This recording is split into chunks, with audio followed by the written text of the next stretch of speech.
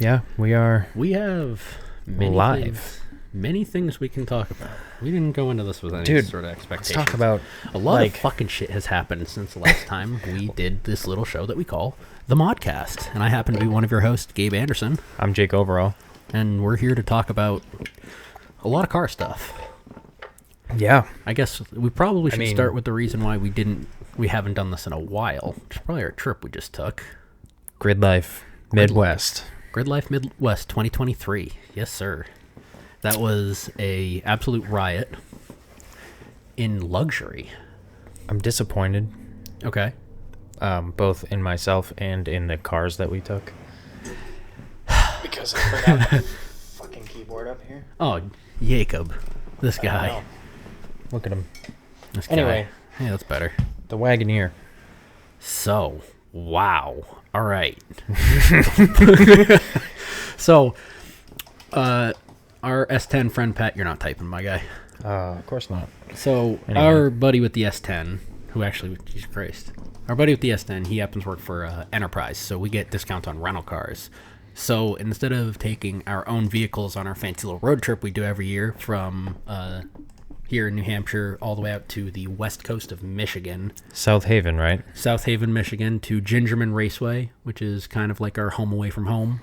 Little grassroots type track. Yeah, grassroots track with a used to be grassroots event, which fuck this year changed that. Yeah, it was a large production. It was, and I was a fan.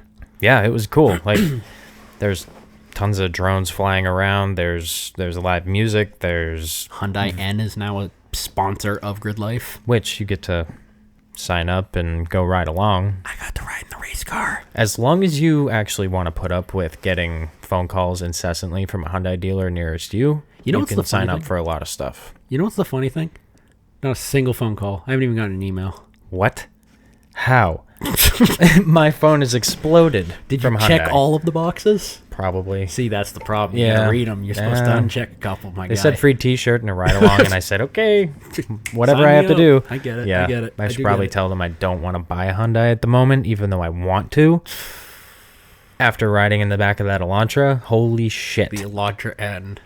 Wow. The N cars, we've ranted about them before, but I mean, for them to come out in the showing that they did and do what they were doing, yeah, holy fuck. Standing behind it, they were running those things on the track lap after lap after lap. Non-stop, same tires, whole time. Yeah. And they were, I mean, these guys, so there was a Kona N in black, the Elantra N, I actually don't remember what color that one was. What was the color of the car you were in? Oh, there's it was blue.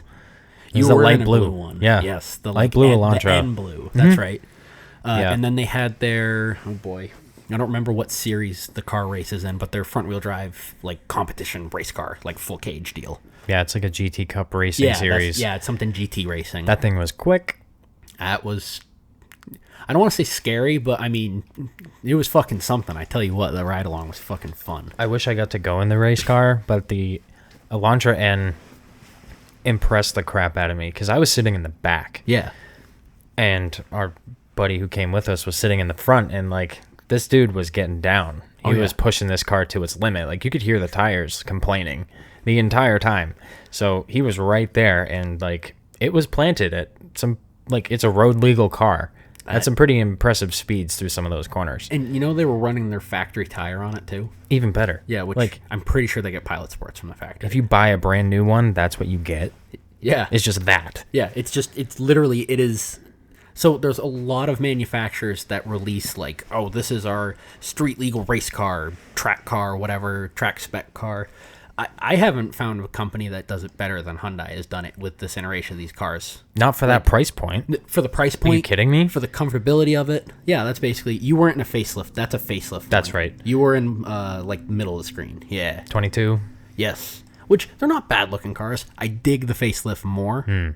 But, I mean, the OG series is still great. Yeah, I mean, either way, really, though, like, you're still getting the same performance, and they're not going to be around for that much longer, allegedly. Or not at this point. I mean, if this whole thing, I mean, it wasn't Hyundai sponsoring it. I mean, it was their N division is a sponsor. So, like, I mean, they're not going to be taking sponsors like that, and I don't know. I would, well, unless they're hoping to, like, gain access to some higher motorsport, like, manufacturers. Yeah, you got a little, oh, hey, buddy. 8-legged buddy behind you there. It's all right. That's mosquito control.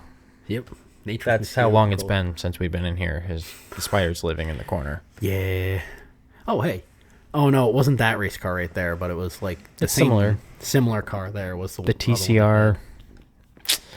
TCR sounds right. Whatever the car on our shirt was the one that was there. Oh, really? Yeah. That's awesome. Yeah. But yeah, so Gridlife, great time. It was, I think we ended up putting about 3,000 miles in total on our Wagoneer. Yeah. And not without its issues, especially for you guys. All right. So, fuck those cars, first off. I have a very strong opinion on Wagoneers now, and let me tell you what is not a positive one. No. Not for the price point of that car. No. Holy shit. So, I will put it this way. That is I drastically underestimated it, by the way. The price. They're when you told me how much they were, I was like, excuse me. So if you just got in a Wagoneer and nobody told you what the price point was, so the one we got we had a nice one. Like, you had a really nice one as well, but we got two gorgeous fucking Wagoneers. Yeah. Which, let me just say, before I go into ripping on these things, road trip wise, holy awesome fuck. Vehicle for that. They are fantastic. They're equipped with the e-torque that we've talked about in the past, the one with the Ram. So, I mean, instant throttle response on the highway, amazing passability, like, great car. Terrible fuel economy, at least in our aspect. You guys had an extra person and the trunk hanging off the back. And so much the hitch. And so much stuff. Like, we were traveling way lighter than you guys, and we were on air ride. Yes. You got an air ride one. You're lucky. We had an adaptive suspension one. But it was very weird how they were optioned, because ours was a black on black. It made no sense at all. No sense. Ours was black on black with the blacktop package. So black interior, black exterior, not a lick of chrome on the entire damn thing. It was stunning. I will give it that. But it was just a shit box. Like, stuff just stopped working randomly. Yeah. Our first stop.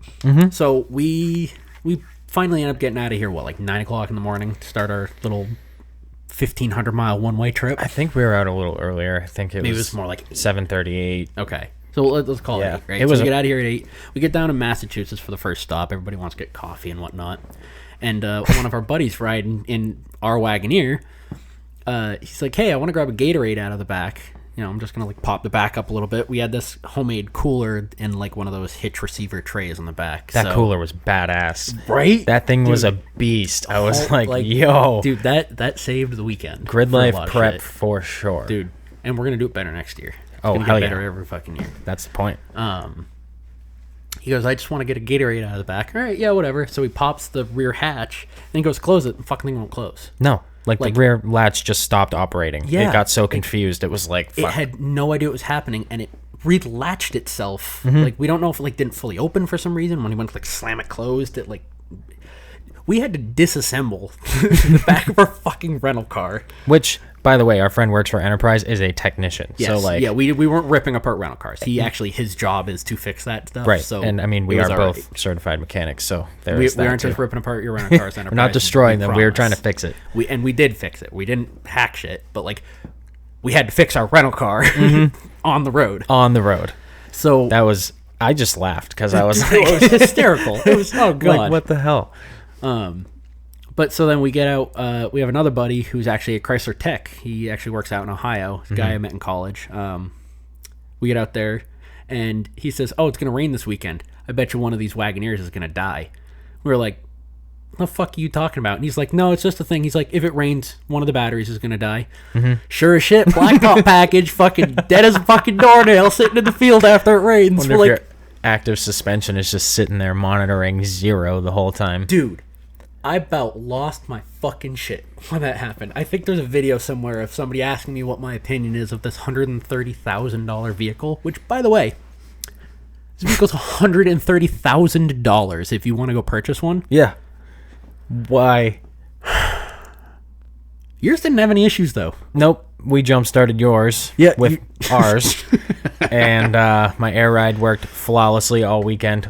Theirs didn't have air ride, and I was able to sit in my chair, and on the fob they have an air down button. So fuck you. I would purposely show up fully lifted and leave the car that way, and then Gabe would be like, you got too much wheel gap, and I would just double click the button and watch it go down. Which actually it doesn't just air out. No, it goes Chrysler like little in the back, little front, little back, little front. It's a seesaw going down. It's weird, but yeah, it's still cool to have an air down button on your fob. You could be standing 30 feet away from the car and just go boop boop, and then it just starts going down. It's called entry exit mode, by the way. They don't call it air down mode, but that's what it does. It's air out mode. Yeah. Absolutely. We were half tempted to stick a knife in the bag and see what real air down was, but something about your rental policy, I think, said we couldn't do that. Yeah. So probably the damage part. The intentional vehicle. Yeah. So Yeah. we decided not to do that. No, that would be a bad idea. But if I owned one, I mean, maybe I'd try. Yeah. I'm trying to think. So yeah, Wagoneer. Don't fucking buy one, please. No. If you're gonna rent one, it's as a rental car, as somebody else's car. It is fantastic. It is a great road trip vehicle. It's got a ton of space. It's nice. We both had premium sound systems. I mean, these were nice air-cooled seats. Heads-up display with the name of the road that you're on. No, I did not have heads-up display, but weirdly enough, I think mine was MSRP more than yours. Yeah, why? Mine had air and yours. That's right. Oh, we got to finish a heads-up display. You had heads-up display. An air ride, but you were chrome, second row bench, on a black car, what? Yeah, and no sunroof. No sunroof. You guys had a giant fucking sunroof. 3 sunroofs. It was the roof of the car. It was like my car. It was insane. It's so we had 3 sunroofs, second row captain's chairs with heated seats. I don't know if your second row was heated. Ours was. No. Yeah, ours was second row heat. Incline, decline, but no heated. Weird. Yeah. But we did have the heated and cooled seats in the front. Yeah. Then the heated steering wheel, which was more of a yoke with extra parts. But which was weird. I kind of liked it. Yeah. I do have a gripe with the radar cruise. Interesting. Okay. A major gripe with the radar cruise. I'm very curious. So when you are radar cruise, and if you're traveling in a pack of people like we were, because we were all going together and camping together, we freight trained out. So just saying, we had 2 brand new Wagoneers, which weirdly enough was snapping necks everywhere. Everywhere. People were like, "What are those? What the fuck?" Yeah. So you were behind us the whole time. Pretty much the whole time, except for a couple drag races. I don't know what you're talking about. That didn't happen. Close course. Not in our rental cars. In Mexico. Yeah, totally. Anyway. When you go to change lanes and you're behind somebody and they're also changing lanes, the car accelerates if your speed is set higher. So like normally I'll set the speed at my desired speed and then I'll just drive behind the person in front of me. Right. At whatever speed they're driving at to maintain a gap. And if they move, you move. So it should just... They brake, I brake. Yeah. So when you move together, it should work. So as soon as you like turned, the car would just accelerate.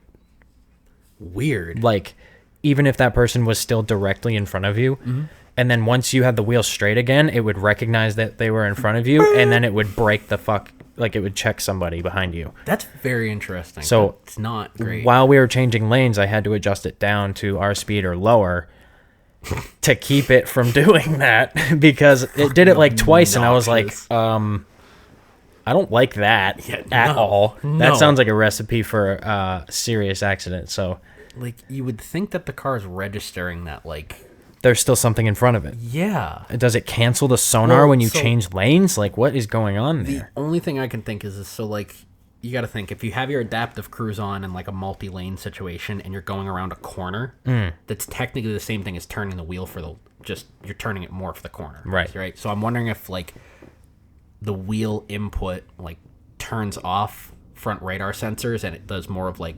This way? So it's looking for side. And if you do an immediate switch, then because it's looking for side, it's not... maybe. Yeah. That's my only thought. That's bizarre. Regardless, I also that's not safe. Have to say that the front tires on that thing... Forgot about that. ...were smoked. And that thing desperately needed an alignment. And I told the guy when I went back, I said, this thing needs tires and an alignment. He's like, okay, we'll take it over to tire wherever. Like, the outer tread was gone. It was almost belts when we got to Michigan. Yeah. And then we had to drive it back. Yes. Which was... Not a fan of that. No. So I'm wondering if, because you have to generally calibrate those systems after doing an alignment, if because the alignment was fucked, that maybe it threw the system off. I guarantee you it did. So it had to have. it's just like little shit like that, and it's like, that's a little risky. Probably not. I'm good. Yeah. Huh. But otherwise, like road trip car, it was pretty okay. I'd rent one again. Totally. 100%. It was incredibly, like, even ours. So you're lucky with the air ride.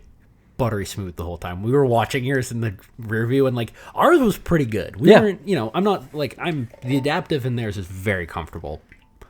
But we were watching the air ride and we were jealous on a couple hits that it felt like we were floating in a boat, which is sick. Yeah, because that thing is a boat. fucking boat. It is a boat.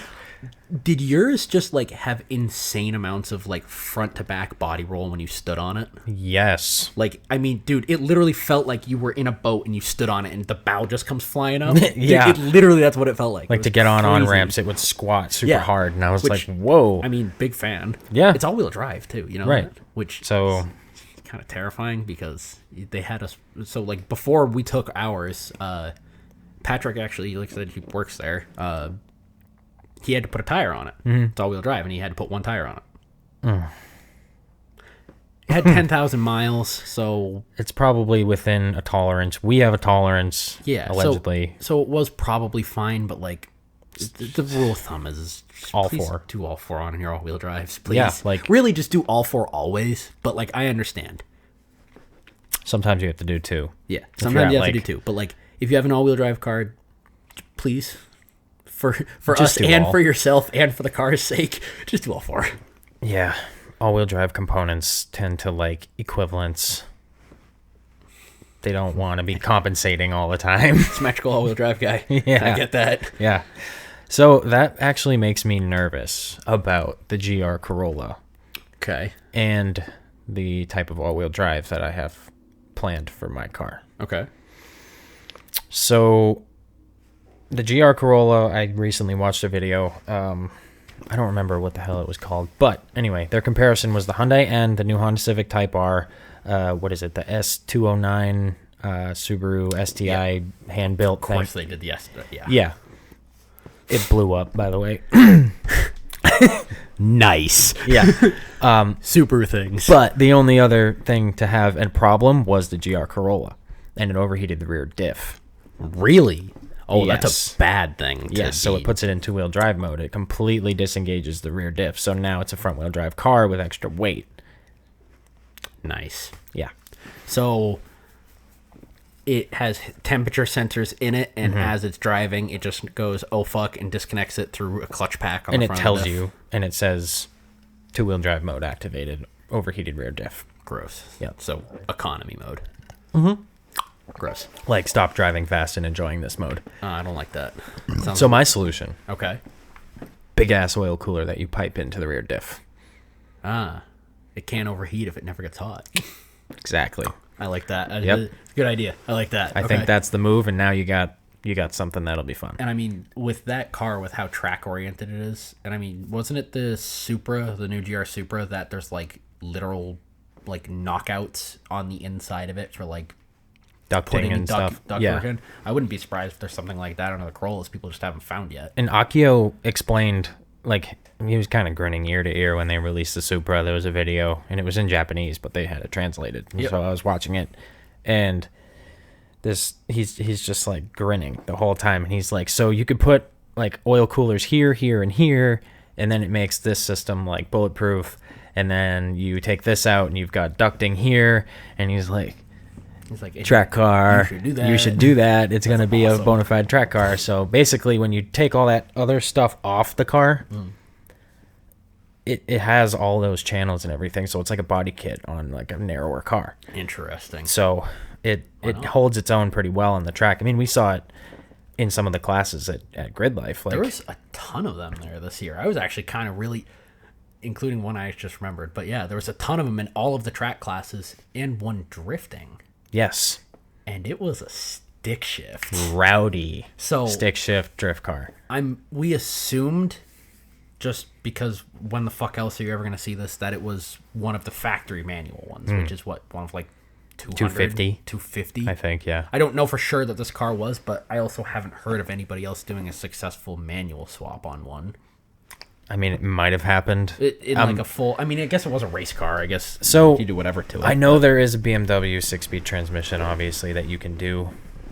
Because it's a Beamer. Yeah, they have manual cars in the BMW lineup. So in that way, it's like a transition car. It's kind of how they got like people into Lexus back in the day, because the SC300 and 400 was built on the Supra chassis. So this is kind of like a deal with BMW, I think. My speculation. It's like, hey, go buy those. Because like when I watch some of the Touge time videos on YouTube from Japan, they compare everything to an M4. That's their standard, because Japan is mountainous islands, so they're twisty. M4 is phenomenal. Right. So that's like their thing. So they're big fans of BMW over there. So like in a way, it helps keep BMW making the enthusiast cars as good as they do. True. Without needing the sales volume, which makes total sense to me. I mean, Toyota has one thing, it's sales volume. If they can make it reliable, so to speak, because that's like it is still a Beamer. That's their forte. It is a Beamer. Reliable until it's not. Most of it is BMW, but if they can R&D it, and they got a lot of money to work with. So if they can R&D it and make it a little more reliable, then maybe BMW keeps the inline 6 around longer, which would be good for... I do like inline 6s. Mazda has theirs. They do. Hey, if Beamer throws theirs, we'll just go get the Mazda one. That's true. I would love to see that, like, in a drift car now. Right? It's a 3-liter inline 6 dual red cam. Let's make some power. Sound familiar? Yeah, 100%. It would be awesome. But the Supra, there's one other thing I wanted to tell you about it. Okay. Does this have to do with the one that's sitting in your shop right now? It does. Okay. It's an interesting issue.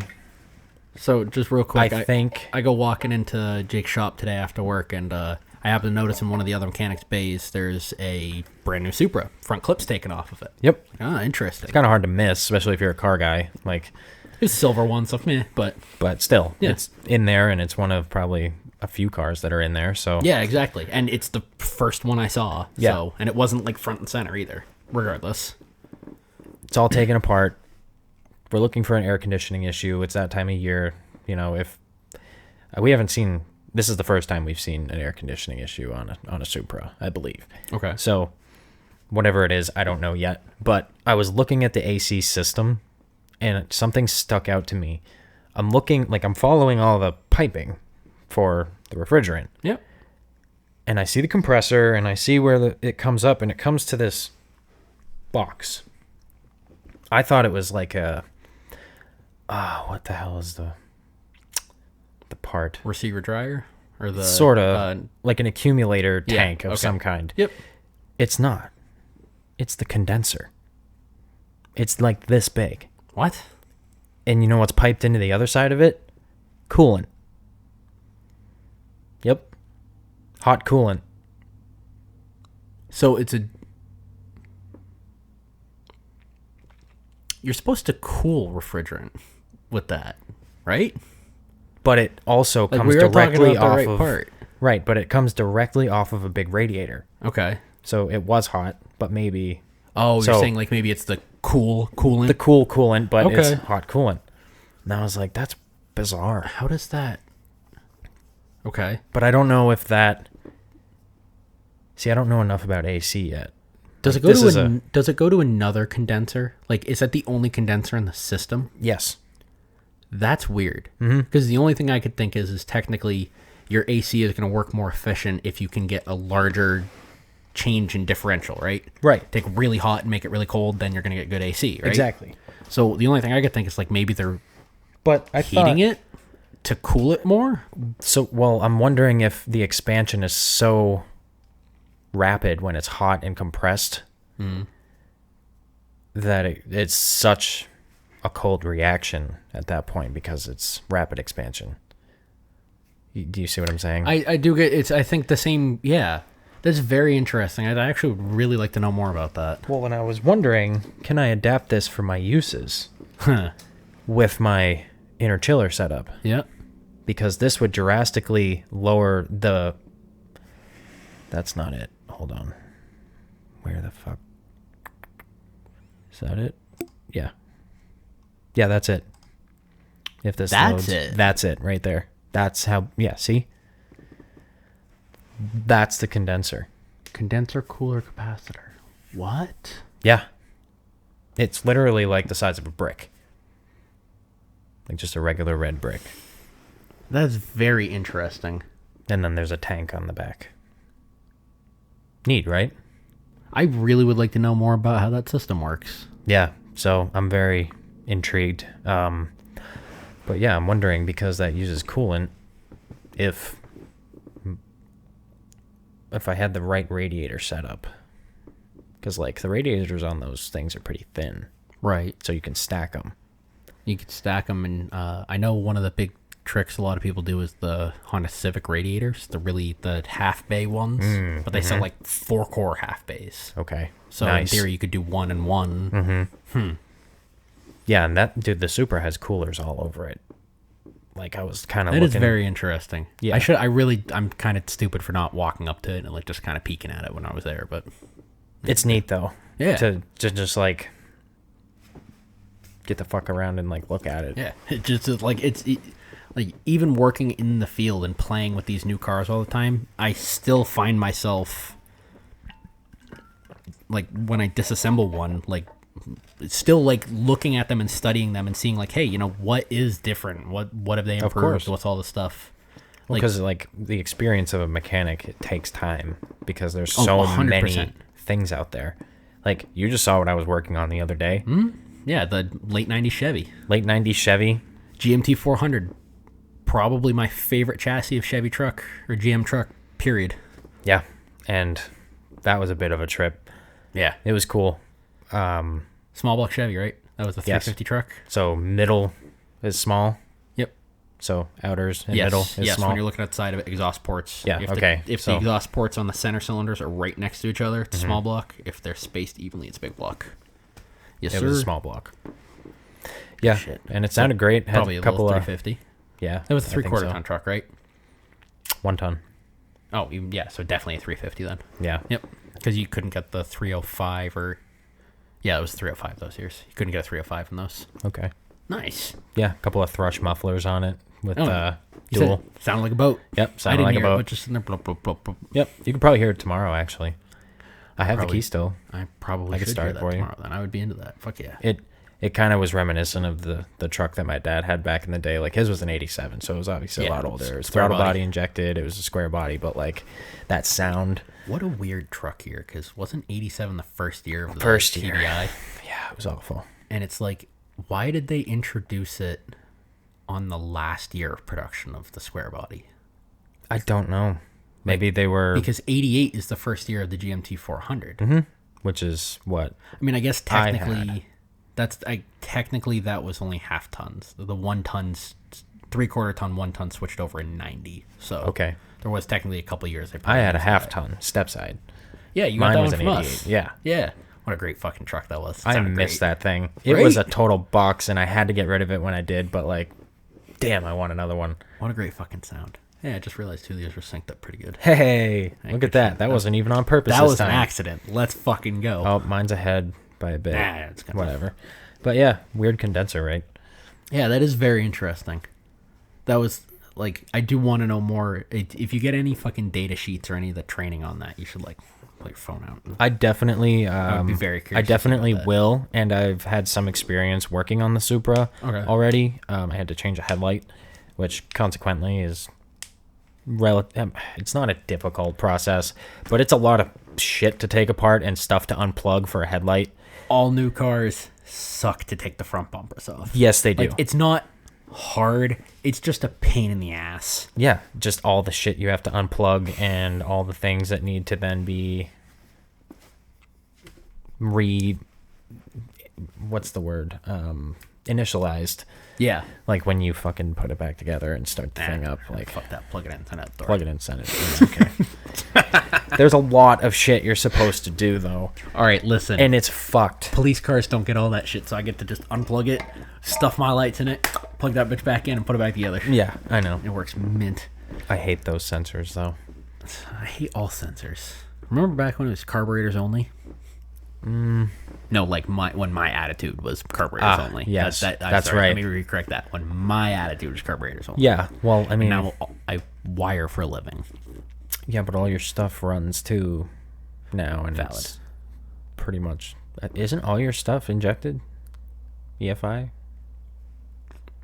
Do you have Not if any? you count the Le Mans. Does it run currently? So anyway... See? All the stuff you have that runs is EFI. Is fuel injected. So Unfortunately. That's the reasoning. And one of them... Actually, you know what I just realized? We traded a direct injected for a direct injected. Mm-hmm. Huh. That's kind of cool. This man's got a Ranger. I did. The Mazda is gone. We did some videos that still haven't been put up yet, mainly because I'm a lazy piece of shit. But they will come up still of our 2018 Mazda CX-5 Grand Touring. That is no longer ours anymore. We lowered it, though. We did. Cork Sport lowering springs, which it was incredibly easy to install them. Highly recommend Cork Sport products. I probably will be owning a Mazda again. Like, us getting rid of this car was not an easy decision. We do, even now, even after we got rid of it, we fucking love that car. Of course. It's just a lot of miles for a newer car. We got rid of it with 120, just shy of 127,000 miles on that car. That's really funny because that's like when I buy my cars. That's usually when we, well, that's the thing is we plan on driving the car to 250, to be completely honest. But it's just, we just put a rear end in it. We finally did the rear end, which, by the way, I've been saving this little tidbit of information. Oh? You want to know how bad the rear end was? How bad? I did the average fuel economy before and after I did the rear end. Oh, no. We gained 6 miles per gallon after we fixed it. Holy shit. 6 miles per gallon. The first tank of gas that we used after putting a good rear end in this car, we did 31 miles to the gallon in our SUV with it lowered and everything. Dear God. We were getting, on a good week, 24 with the bad rear end. So in other words, definitely keep an eye on that with your Mazdas. Me being a mechanic and mechanically inclined, I'm actually embarrassed about that car. I shouldn't have let it get as bad as it did. Yeah, but it happens. It was also $1,500 for a fucking used rear end. So I pushed that bitch to the limit. It's hard to justify it, especially when you know you're gonna buy it, and it's just like, yeah, it's an expensive item, and it's at this point a maintenance item because it's a flawed design. It is. It's a terrible design. I mean, like, I have somewhat large hands, but like you could put my hand next to the ring gear of the rear differential and my hand is a larger diameter than the case, let alone the gear inside of it. Why couldn't they just make it stronger?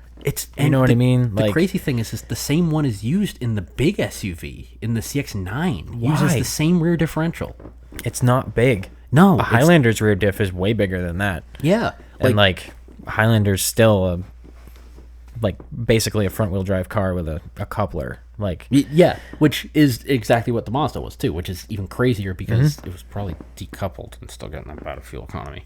But yeah, we did have to trade it mainly because after we did the rear end, we started to hear other noises again, here's the other thing is half of me is almost wondering if I was just hearing things. I don't know. I mean, I never drove it after the rear diff was put in, but I think once you get a car up to that mileage, they make a lot of noises. Fall apart. Regardless of how much you put into it, certain things will be falling apart all the time. But it was bearing again. And they make noises honestly, probably just taking out and reinstalling the rear bearings may have done something to them. It could have. I will say it did sound like it was front. I'm thinking it was a front wheel bearing. Front wheel bearing going. Yeah. So all the bearings have the same shelf life, and then you're replacing everything. Yeah. At that point in the drivetrain. So is that really worth it? No. And that's the thing is the car we bought. So the CX-5 we just traded in was originally it was a rental car. Okay, yeah. I don't know if you knew that or not. No, I did not. So, but it was also a Mazda certified vehicle that was really nice. Yeah. So I remember when it was new, it was great. Yeah. There were some things that it ended up having had to happen to it, but the only stuff. So when we owned that car for 2 years, basically 53,000 miles. Okay. So it's a pretty large chunk of miles in 2 years. A lot of miles in a short period of time. We drive our cars a ton. Yeah. When the day we purchased the car, we picked the car up and we actually were going camping up in our spot in Maine on the 4th of July. And we got about 2 hours into the road trip, and all of a sudden our parking sensors lights start going crazy and all this shit, and it ended up having both of the rear parking sensors were bad, and it made it so the adaptive wouldn't work anymore because it couldn't sense cars around it. So that was a little annoying. Yeah, that is only annoying. On the highway. I could actually still on back roads when it was lower speeds it would work fine. Really? So they were like sure. intermittently. We're also talking literally that was the day I purchased it over 2 years ago. So Yeah, lots happened since then. yes. So I'm pretty sure that was the case. But regardless, fixed it, no issues, didn't care. All right. The biggest thing is that car has been hit 3 times, which is just, I don't know, it's one of those deals like you work hard for your money and then to just keep having it go to the body shop when you're paying for it while it's sitting in a body every shop. time it sits in the body shop, it's just losing its value worse than it is normally. Because, I mean, your car depreciates every single day you own it, and I understand that. But it depreciates more every time it's hit and every time it's just sitting in a body shop. Of course, because you look at the Carfax and you've seen 3 accidents. Yeah. And now you don't want to pay much for it. And, like, it was fixed well, but, like... The worst part is all 3 times it was backed into, Renee and I weren't even within 50 yards of the car. Yeah, it was totally like not it was your fault. other people just backing into it. That gets old. It gets old. Like, I'm not going to go on that whole rant anymore with that car. But your new rig, the new rig, is now blacked out, just like your Wagoneer. Yes, it is our 2021 Ford Ranger. This is my second Ranger I've ever owned. My last one was a 2008 with a 4-liter V6 and a 5-speed manual. That thing was a fucking riot. It was a great fucking time. That truck was so much fun. We beat the crap out of it too. It was very good at snow drifting. Oh yeah, 100%. Absolutely. Oh man, did I tell you about my skid pad experience at the driving thing that I went to? You told me, but you haven't told us. Okay, so I don't know if I've said it to a lot of people, so I wonder if I said it on video. But anyway, when I got in the skid pad, that's when I like felt like the most level of control in the car. Right on, because riding right on the edge of everything was shut off, and when we were doing all the track stuff, everything was turned on. Really? Yeah. So I'd like look for some throttle, and it would be dead because the steering wheel wasn't like straight enough. So it was hindering my ability to steer the car with my feet, which really bothered the crap out of me.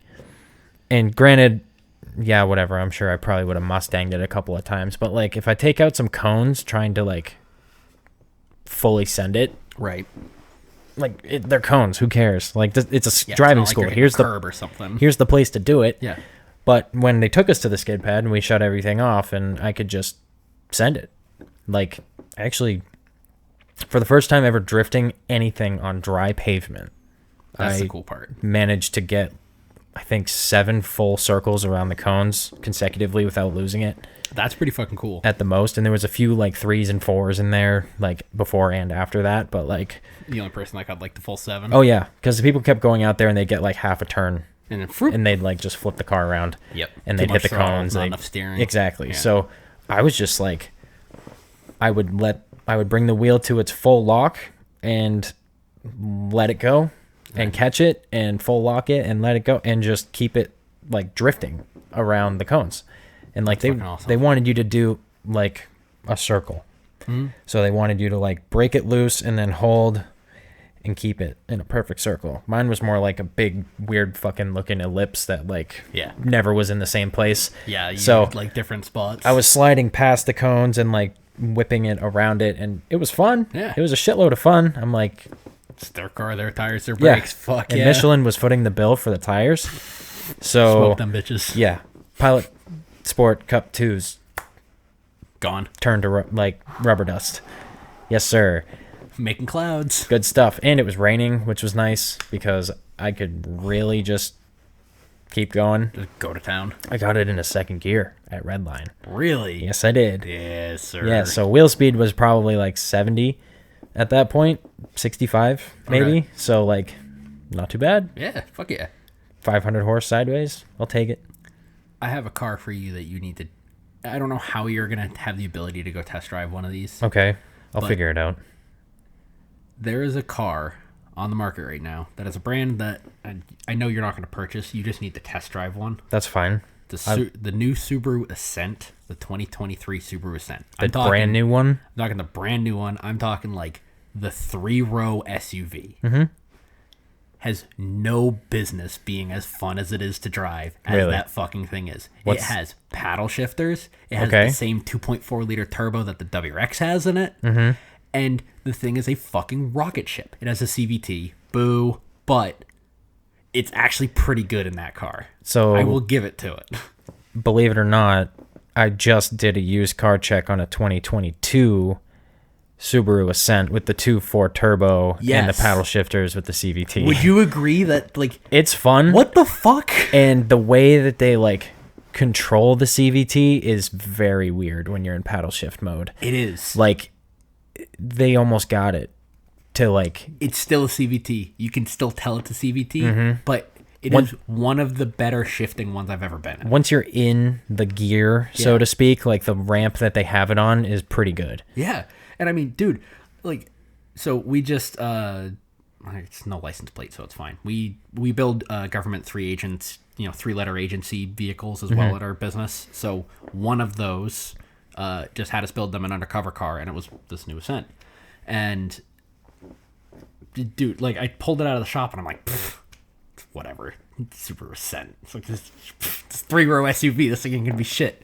I just go around, make sure we do a little test drive loop, make sure there's nothing like rattling, make sure we got everything in place. Of course, like shit. You're supposed to do an after check. Yeah. So I go to like pull out, and like I know how touchy the throttle is in my car. And, like mine's a manual, and just a little bit of delay, whatever. So I just kind of like got into it a little bit. I fucking about shit myself. I was not expecting that thing to take off like it did. Holy shit! Yeah. Like I'm not saying it's fast. But for a 3-row SUV that only has a 4-cylinder in it, it's fast. Yeah, that's pretty crazy. And it's so funny enough, the new Highlander also has a 2.4 turbo in it. Really? But it's an inline 4. Okay. It feels like a V6. Like it feels like the old Highlander. And everything? Smooth. It's ramped. Like it's very weird. And that is very cool. I think I haven't driven one of those. Yeah, it's I did a service on one today, but I did PDI. I think it was that one actually. Okay. But I PDI'd one, and I like have to drive it around the building and stuff, and like feel it out. And yeah, I mean, it's got good throttle response. It's got good brake response. It's well balanced. It's a very light car for a big car. Okay. But I was impressed. I was like, okay. Are those hybrid too? Yeah, they make a hybrid. But that one wasn't necessarily. That one was not. Okay. No, that was interesting. 8-speed transmission, I think. Okay. Not a dual clutch, but 8-speed nonetheless. Okay. It shifts pretty okay. You can definitely tell that they've like hung the shifts a little bit for longevity purposes. Makes sense. Which being Toyota, I would expect. That's like what the new Explorers. They actually have it built into the like the transmission's tune. Whatever you want to call it, right? The shift points, that there's actually delay on the police interceptor editions because the officers were going from reverse to drive and vice versa and just putting it the second the fucking backlight lights up under D, they're just on the pedal and they're smoking trans because these are fucking all-wheel drive SUVs. Yeah, and it's that we add like transverse, 1,000 pounds worth of weight to on the inside. So that is equipment and shit. And an amazing amount of extra torque on that transmission that just causes premature wear when it's not even in gear yet. Dude, and like this is like these interceptors aren't anything special. It's the 3.3 V6, like the NA shitbox V6. Yeah. With a 6-speed automatic. Like right. That poor 6-speed. It's doing its best, all right? It's giving it all it's got, Scotty. So now when you get it, you start it, and you put it in drive. And I'm not kidding. I have been in one of those new Explorers and sat in one place for, I counted, 8 seconds. Before it went into gear? Before I got gear. Now, mind you, it was in winter, and it was a cold start. Okay. So I'll give it that. Yeah. But, like, It's very weird to start it, put it in drive, and then you're just sitting there. And then it goes click. And then eventually, oh no, it doesn't click. It goes, yes, I'm in gear now. Like, it's this really weird, like... I'm glad your truck doesn't feel like that. So, it's literally the only way I can describe it. It's like they're slipping the clutch into first gear. Yeah. But for like a 3-second period. Yeah. So, but it's like nothing, 3 seconds of clutch slip, and then you're going. It's my biggest gripe with changing gears in the Subaru Ascent is that belt shift thing that it does, where it's like, it's so slow. It is. And like, every time I put it in gear, I'm like, okay, there it is. And now we're rolling. But like, just for pure, like, I was expecting nothing with that car. Mm-hmm. So for it to be something, I was like, you know what? I'll give it to it. I can't even be mad about that. Yeah. But our Ranger is 10-speed. Yes, it is. Which is, I'm actually very excited for. It's the 10R80 or 1080R. I don't remember which way it goes. But it's the one that they co-developed with GM. Right. That I think the GM version is the 10L80. Yeah, so it's a 10R80. So it's 10L80 and a 10R80. That's nice. Very different internally, though. Oh, I believe it. It kind of like... They basically built the package, and then Ford was like, yeah, we're going to change the guts of the package. Better now. Fun little truck. It has the 2.3 liter, which, from the little reading I've done between them, supposedly it's basically the same one that's in the Mustang. Mm-hmm. And apparently very similar to the one that was in the Focus RS, actually. That's a fun car. Yes. But the big difference is the Ranger gets a forged crank and forged connecting rods. Perfect. For truck use? For truck use. Hard duty? Yes. What year is it? 2021. 21. Yeah. So our truck is all sorts of weird. It's very cool. It's very nice. We got a smoking deal on it. It's actually technically an import. Yes, it is, which is the most bizarre thing about it. We have an imported Ranger. Yes, there you go. So ours does not have that front bumper. Do that one like right in the middle on the bottom half. Yeah, that one. This? Yeah. Okay, yeah, that's what it looks like. Except ours doesn't have the little guard thing behind the cab. Yeah, doesn't have that avalanche-looking thing. But the rest of it, that's basically the same truck. Yeah. So yeah, it doesn't have that back there. Doesn't have that weird little thing. But yeah, we got... So this truck was originally manufactured in or assembled, I should say, in Michigan. Sure. Imported to Canada. That's where it was sold. The original owner had the truck for 2 years, and in 2 years put 7,000 miles on it. In 2 years? In 2 years, they put 7,000 total miles. They had nowhere to go in that truck, did they? No. Wow. Not at all. That's so weird. Like, I don't get it. Like, I thought maybe it sat on a lot for like a year, and then somebody drove it, and they were like, I kind of want something else. It was sold in 2021. It was sold in 2021, and then it basically sat in a guy's driveway. Yeah. So it had to have been, and I mean... Or garage. Yeah, or in a... It looks like it. Well, I'm actually going to say driveway. Up in Canada, there's the one thing I noticed on these Rangers, if you look in the rear wheel well... Okay. There's like a tube, which is like a cross member. Mm-hmm. Yeah. Like a tubular one that's open on the end. Every single fucking one of these Rangers we've looked at, which the one we purchased was, I think I counted the 11th one we looked at. Wow. I'm dedicated. Yes, I see that. You're like, this is what I'm getting. I'm going to find the one I want. And I'm going to find the one I want. And that's the thing. And actually, we were lucky. We almost got fucked over by Irwin Automotive in Laconia, New Hampshire on a truck. Yeah, they did. And I need to hear how. Yeah. You'll hear in a minute. Big gripes here. Yeah. So 7,000 miles. It was sold in Canada, driven for 2 years, imported back into the States, which is cool because our truck actually has, it's just a sticker, but it's actually has its import sticker on the door. That's awesome. So which you is have kind a of awesome. Turbo, I have a turbo four-cylinder import. And yes, it's a sir. Ford Ranger. Yes, sir. And it's a Ford fucking Ranger. Oh my God. Danger Ranger. We ended up getting a XLT, which is spec'd out to basically be a Lariat, but it's not. It doesn't have leather, and it isn't. It is an XLT, but heated seats, adaptive cruise, power folding mirrors, which are super cool. Yeah, which You dink. Like, I don't know why they go so hard, but like They it's do. just so much fun to They just totally park do. and just press it. It's awesome. Yeah, it's just I great. love It's those. just fun. I want to put those on my car for when I park it. Yes, just because. Yeah, why not? Does the Japanese model have them?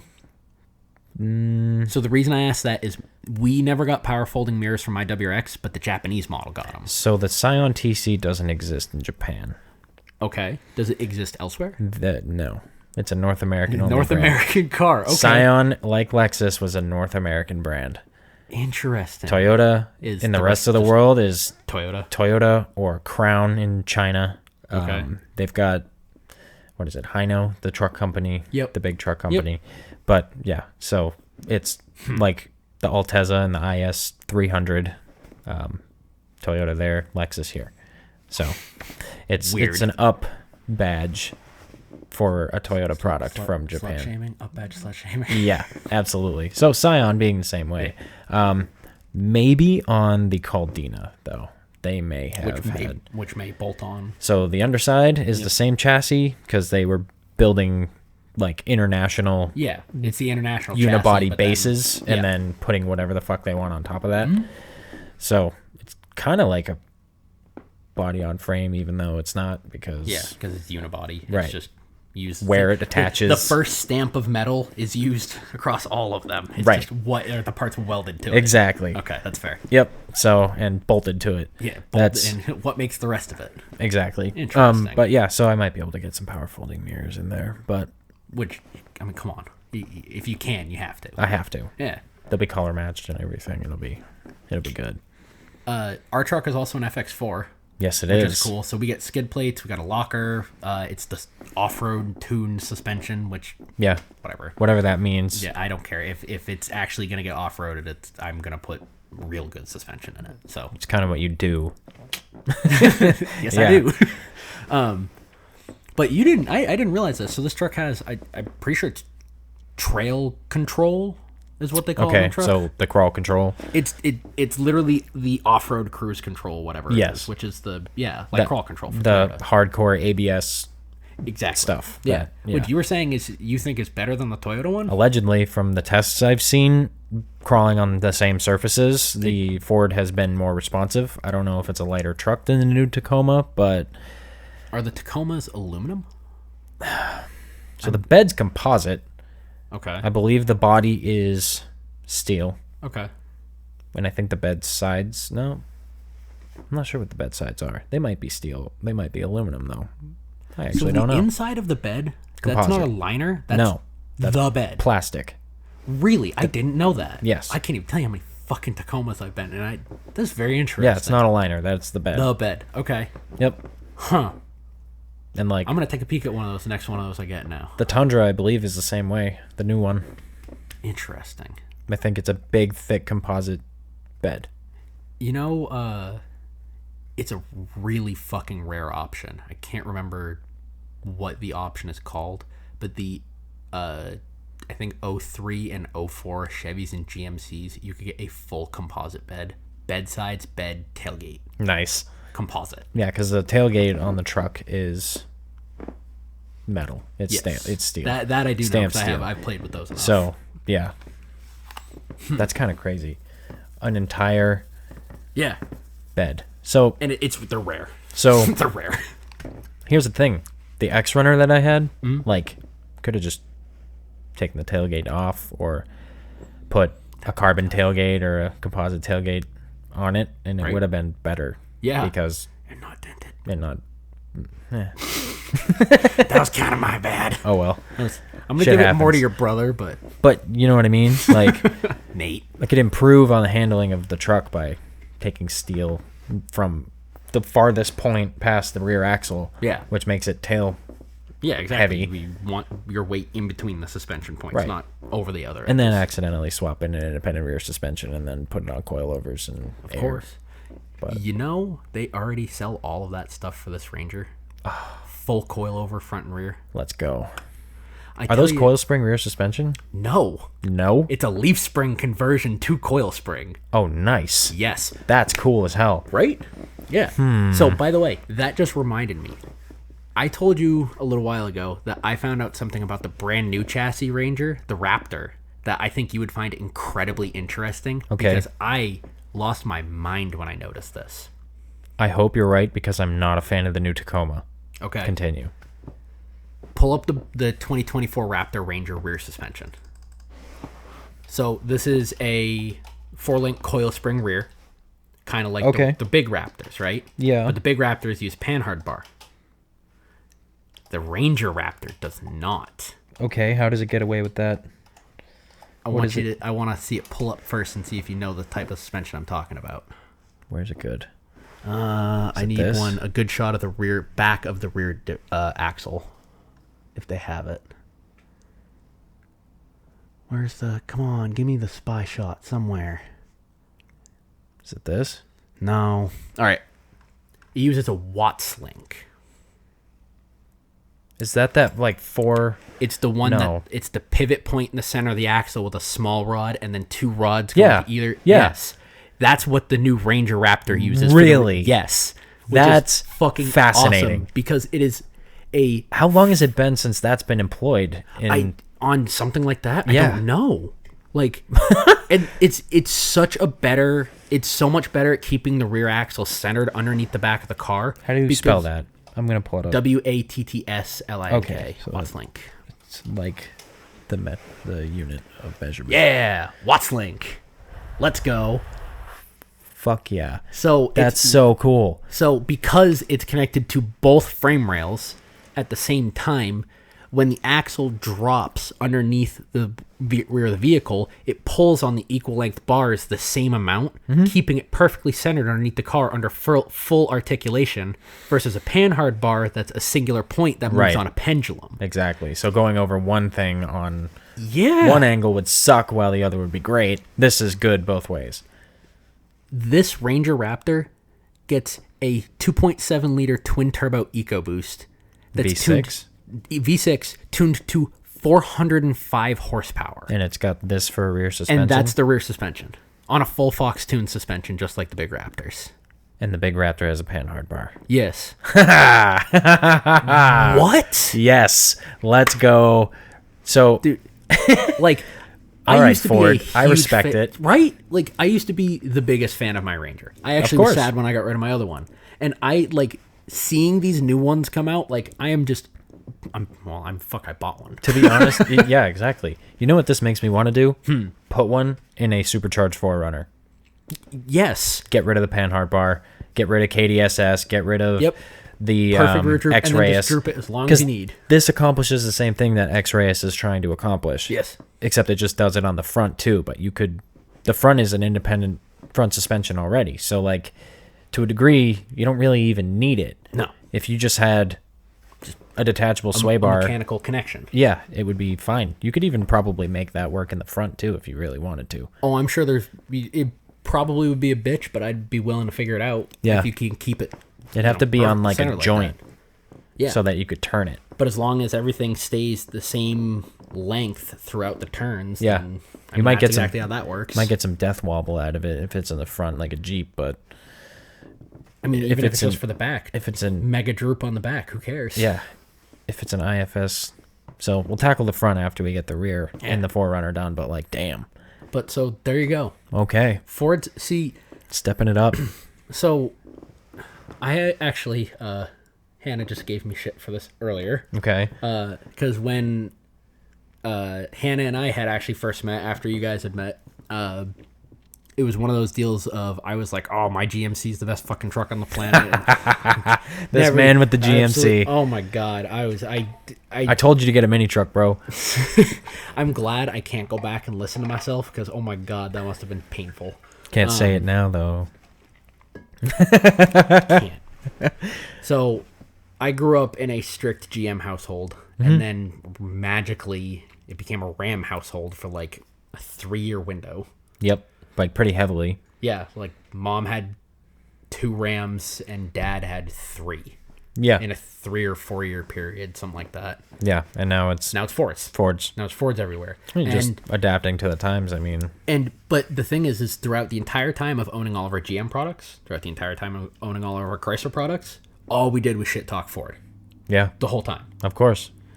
Hell, I worked for Ford for a little while. Yeah. And like some of the stuff that they had, I was just like, But the one thing that I will give them, and it's the reason that I actually own one now, and like my dad, his whole business is ran around his F-350. yeah. I mean, 100%. Fuck, he's in Canada right now on a business trip. So, my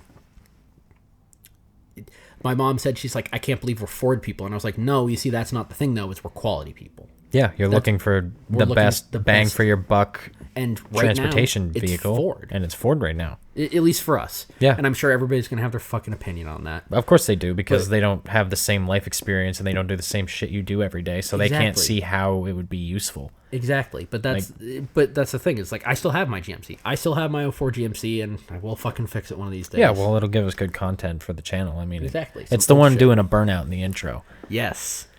No, actually, it's not. That's Shep. Yours did do a burnout. 96. That was Shep. Sorry. Brain fart. Little fun fact. I had a 96 Chevy. We named it Shep. A little complicated story. Black truck with a blue hood. There's an artist by the name of Kenny Wayne Shepherd that released a song called Blue on Black. Blue on Black. So it was the blue hood on the black truck, so we shortened Kenny Wayne Shepherd to Shep.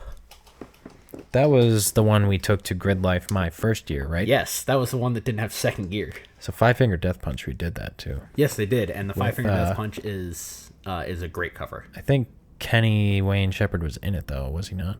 Yes, and Brantley Gilbert actually. And Brantley Gilbert, which I thought was interesting. And it was killer. It was so good. They did a great job. For no reason, it was fantastic. But the OG, so on our road trip, actually on the way back when we were driving through New York and like Vermont, we listened to the Kenny Wayne Shepherd version of Blue on Black, the original. Okay. And then I was like, hey, you should play the... have you heard this one? And he goes, no.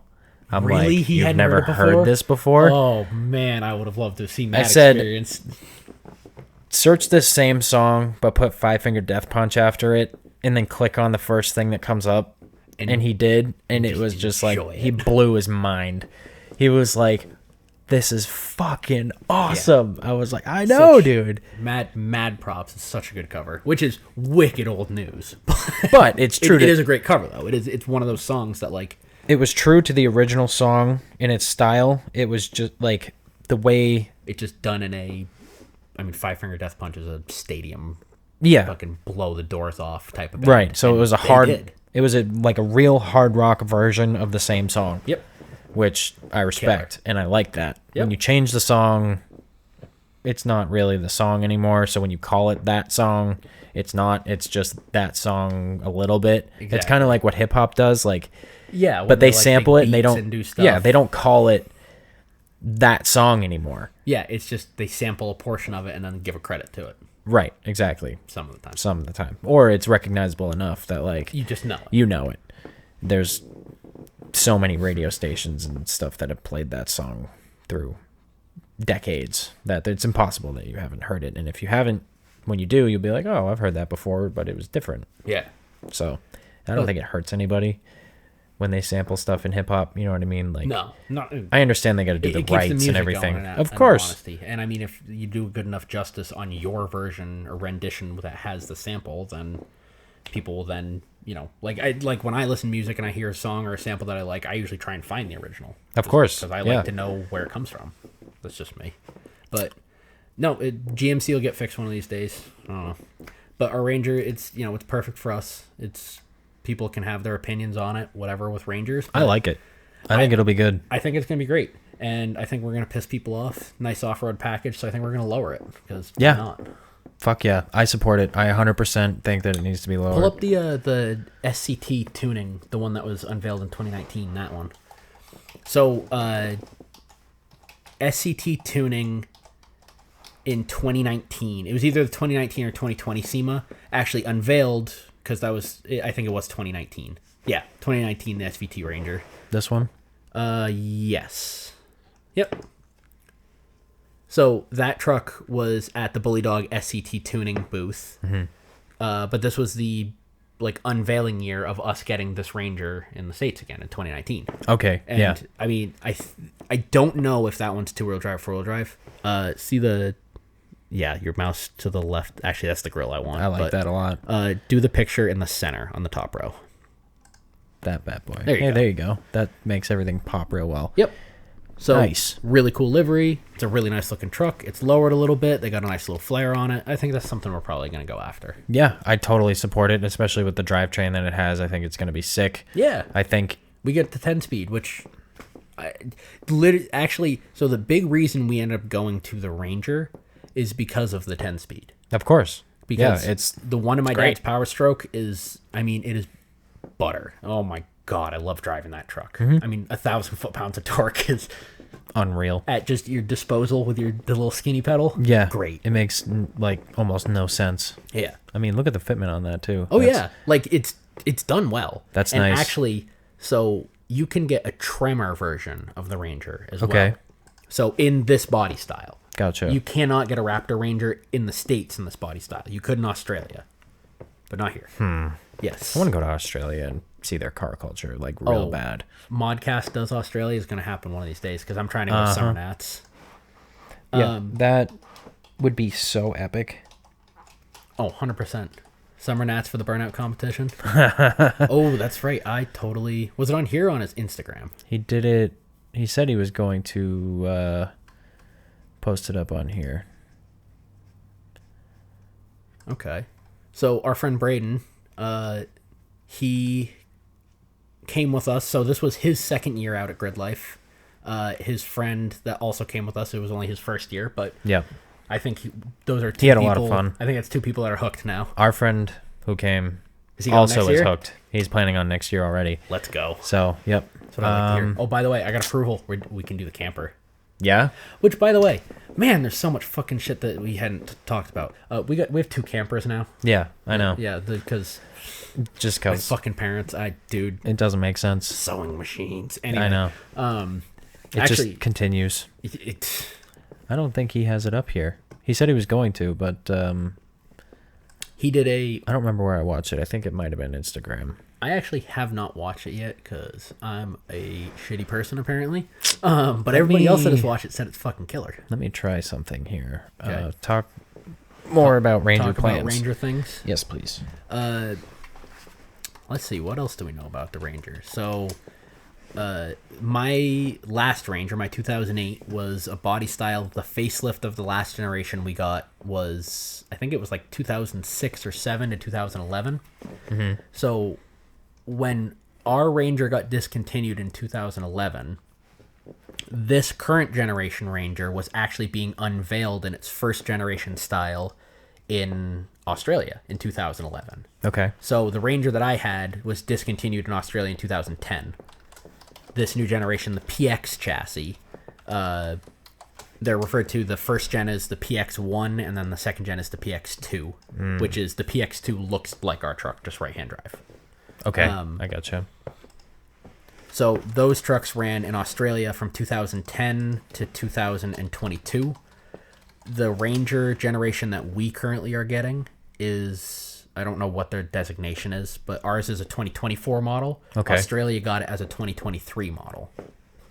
Why didn't that log me in? That's annoying. Just not going to let you. I guess not. Ugh. That's so bummer. Well, I'm going to watch it at least directly after this then, because I'm trying to... It's pretty good, man. It's doing its round and round thing. So anyway, yeah, Braden did a edit. You could find it on Instagram. It's really cool. He put together a lot of stuff. So one thing I think he orchestrated really well is like the visceral feeling of seeing a drift car for the first time. Yes. Which is like... That's a great way of putting that. It's what Craig kind of experienced. He didn't present it that way, but like he told me, he's like, dude, I literally had tears falling out of my eyes against my will watching these cars. Yeah. And I was like, yeah, like I could feel them at the same time. Like when they first came out, the first time we saw them, that's how I felt. I literally, it's like a symphony. It's the craziest thing. I've always said that the car culture is honestly, not to get like all in the political, but it's like, it is the most inclusive culture, I think. Oh yeah. There's people of all types there. In all different styles. That's the thing is like, it doesn't matter what you care about or what you drive as a car. If you enjoy cars, then you're welcome to come to events like this because we want you there. Like, and actually, in the edit that Braden made, you can see the McLaren that was there that goes ripping by us. Oh god, and that McLaren. That McLaren was on track all weekend. Oh yeah. So, and the Along guy with 2 GR Corollas. Just have to put that out there. there were GR Corollas on track. I wonder how their diffs were because it was pretty hot out. It was hot. It was very hot. It was a hot my fucking week. God, it was so hot. Holy crap! Wow. Wow. 90 degrees in a field. Hey, Jesus though. Christ. Microfibers. Yes. Wet down a microfiber and put it under your hat. Yes. That is clutch. This year's Gridlife apparel was the long sleeve fishing shirts I found, the real light fishing shirts with the hood, big old straw hat. Yep. Actually, I don't think you didn't rock a straw hat though. Yes, I did. It's over there. You did. Of course I did. I'm an idiot. So, actually, I had 2 hats on at any given time. Not this one. That's what I was thinking. You had a hat on under it. I did. That's what I was thinking. Okay. Yep, and it was like, what the fuck? It was like a super, like, almost like what I would call a hat you would swim in. The one that I bought. It was like super flexy. I know what you mean. The Gridlife hat. Mm-hmm. Yeah. Like, you can't really call it like a trucker cap because it's... It literally felt like a bathing less suit. material, like, yeah. The way that it like was the made. netting on the inside almost. It was goofy, but I was wearing this hat and it was like fucking Miami Dolphins colored. Yeah. And I would just dump water on top of the hat and then put the straw hat on and it would get in the microfiber. It was sweet. And the fishing shirt dried super fast. Yeah, so which like, was great. And you would cool the whole time. It was awesome. Yeah. I don't remember what year it was, but there was one year that we all got burnt bad. I was pretty smart about the sunscreen this time. Yeah. I not doing that again. I don't pay the money that I pay to go to this event to go then have to deal with the repercussions of the event. Yeah, I'll deal with the hangovers. Yeah. I'm not dealing with the sunburns. I did not deal with hangovers this time. I'm glad I didn't because I drove the entire way there and the entire way back. Yeah. You and Patrick, you psychotic motherfuckers. I wanted to prove to myself that I could do it. Okay. Because, like, your dad does this shit all the time. I've done that. You've done this shit. Times, And, like, yeah. I wanted to make sure that I could do it. Because you never know when you're going to have to drive 14 hours in one 14 hours in one direction. Because. Just because you have to. Yeah. Who knows? Or because you want to in our case. That's, yeah. Oh, yeah. So the car, the Wagoneer that we ripped on definitely helped accomplish that goal. Yes. The fact that you drove your motherfucking car out there, you psychotic motherfucker. He's a motherfucker twice. He drove his Subaru out there. And like... Wow, was that a shit show. My car, actually, no. I want to take that back. My car handled perfectly the whole time, which was impressive for a Subaru with like 160,000 miles on it at the time. 40K on the engine. But that doesn't... That's a rough drive. Yeah, that was... I was on my lowering springs too, and the wheels, bro. We hit... So Braden and I... 2022 Gridlife, we road tripped our WRXs out there, and oh my fucking god, we hit the hardest rain I've ever been in my entire life. That's not a good car to be in the rain like that. Like, oh, let me tell you about what's happening, right? So my car, you sit in a WRX, and like if you want to get comfy, like I kind of throw my leg up, kind of like almost how I'm sitting right now, right? Except I had both my legs up, cruise control, mobbing down the highway, like I think it was like 60 because it was raining so hard. Yeah, we hit a rain gust so fucking hard that it overpowered my sunroof drains and started leaking out of my A-pillar gauge cluster onto my knee while I was driving. I would be having an aneurysm. I have a video. Well, I'll get you the video so we can put it here. I have a video of it because I was just sitting there like, what the fuck? Because it's like, something like that isn't going to deter me or make me turn around. No, like definitely not. But it'll piss you off right quick. But like, we're in the middle of fucking New York. And I mean, it got so bad that like every car on the highway pulled off at one time, like, and stopped. Oh, I mean, like, I've never driven in rain like this before in my entire life. And dude, I've put many miles on the highway. It's through that my life. Fucking like flat section of America that like that's what slows it down before it hits us. Yeah, literally. Is the fucking rumble strip of New York and Vermont. Yeah, we don't just get the full torrent. No, we get like us. the shit that barely made it over the fucking mountains and it's like, okay, we made it. It gets a little rejuvenized coming over the hill. Yeah, but it like falls. But dude, yeah, I mean Buffalo. Yeah. There was like 3 or 4 years ago, it was what, like 14 feet of snow on the highway or something like that? What do you do with like, that? Like the snow was at the top of the road signs. Yeah. What do? Oh, go out there and shovel it. Are you shitting me? Yeah. Do you know how much snow that is? What are they gonna fucking do with that? Yeah. How are you gonna manage that? You need like that Soviet era like Snowmobile wise. Oh, the big like train, giant fucking yeah. I know the exactly train what you snowblower. It's got like the big turbine wheel thing on the front. Yeah. Of it. It literally just shovels the shit out of the way. But like, you better not be in the vicinity of that thing. No. Because that's like a meat grinder. Get sucked into that For like a you're moose done. all at once. Oh, for anything. Yeah. Moose is child's play. Seriously. Which is terrifying. That is one crazy machine. It's like the land train. The land train's fucking cool. The land train is nuts. Did you know that the original Bigfoot uses those land train tires? Yeah. It's Isn't that fucking crazy? Awesome. Like, how can I make a giant truck? I'm going to take Big tires fucking tires. off of something called a land train. It puts a semi-truck to shame. It really... Oh. Like, even a daisy-chained one. They're not even, like, in the same, like, universe. No. Those things are so It's insane. literally the size Like, of hey, I'm going to drive in that direction, and I don't care what the fuck is in front of me. Yeah, imagine if, like, there were a lot of those just, like, driving around out in the wilderness. Like, what? Nutty. Some Mad Max type of shit at Oh, that yeah. point in time. You're just a vehicle that just goes anywhere you want it to go. Well, like, there was, like, a Wild West of fighting battles when trains were involved heavily throughout America's history. So Yeah. you can imagine For a lot that of different bullshit. into the wilderness, like, there's land trains going around. They're, like, fighting over shit. Like, that was a suitable method of commerce. It's like they got so close with trains. Like, I understand the rails and doing it that way, but, like, I wonder why somebody wasn't like, what if we just put bigger wheels on it? Bigger wheels. Yeah, Like, and when then you just think they're big move. enough, Go go bigger. Ooh, that's a good one, too. I agree. That's an overlanding t-shirt. Yes, sir. It's the Toyota crowd. Yep, 100%. And the Jeep crowd. Yeah, literally, though. And the Broncos. I got to give Ford some Yep. of their credit there. Yep, those Broncos are... No, I'm not going to go Ford diehard. The real But I respect Broncos them. aren't bad.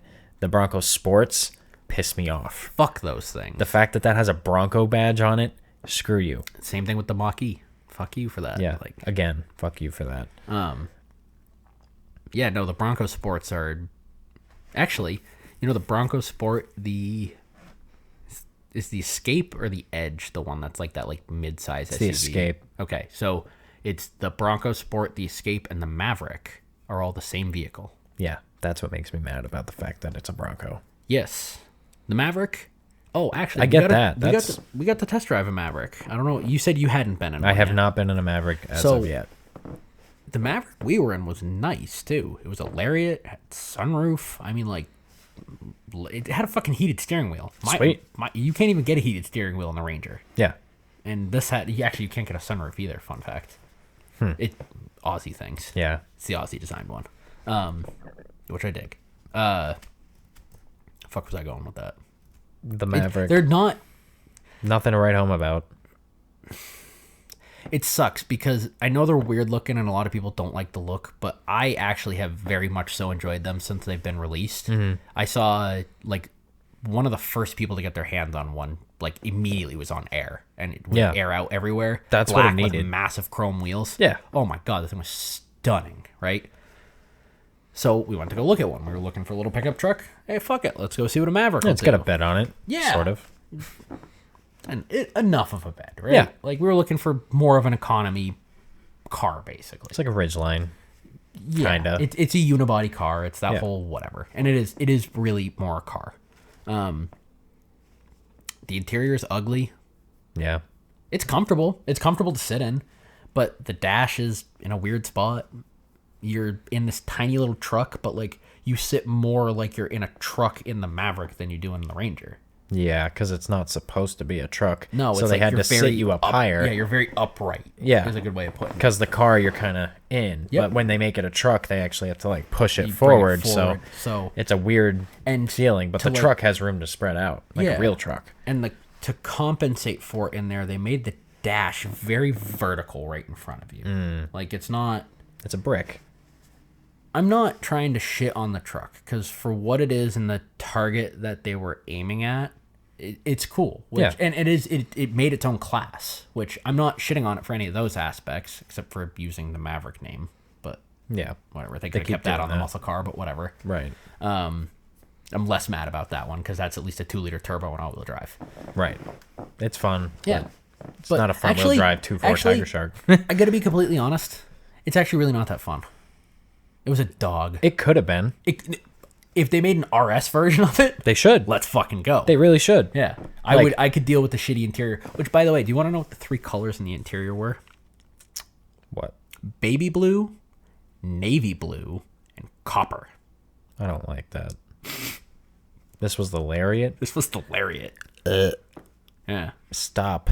Yeah. Don't put that name on just any fucking... Yeah. It has leather, Lariat. Jazzy interior. Like, make that something else. And other people shouldn't buy it. No.